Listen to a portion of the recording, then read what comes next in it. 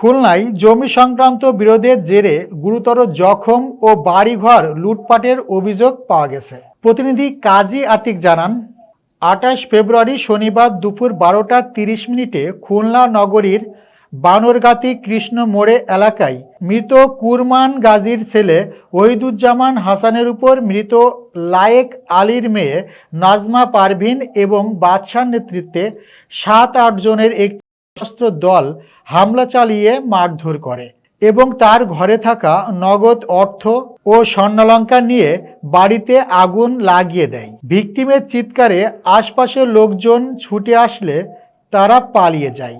পরবর্তীতে স্থানীয়রা ভিকটিমকে উদ্ধার করে খুলনা মেডিকেল কলেজ হাসপাতালে ভর্তি করে। বর্তমানে ভুক্তভোগী পরিবারটি এখন চরম নিরাপত্তাহীনতায় ভুগছে।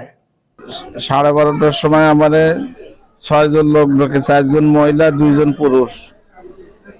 এই ঢুকে আগে আমার কাছে আইডি কার্ড চাই, চাওয়ার পরে আমার আইডি কার্ড দেওয়ার জন্য আমি ঘরের ভিতরে ঢুকছি। ঢোকার সাথে সাথে আমাদের বেঁধে ফেলেছি, 2 হাত পা মুখ চোখ বেঁধে ফেলেছি। বেঁধে ফেলে আমার আঘাত করা শুরু করে দিয়েছে।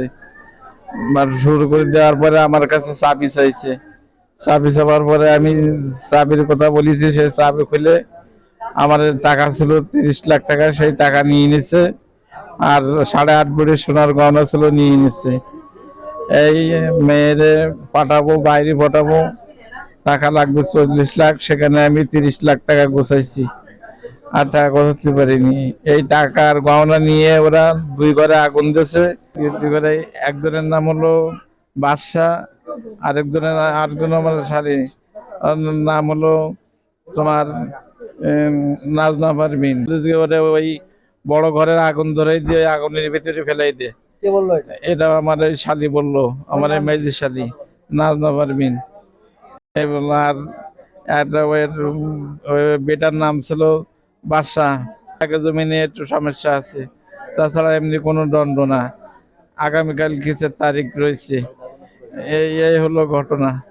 আর আমার বিষম মারধর করেছে, মাথায় আঘাত করেছে বেশি।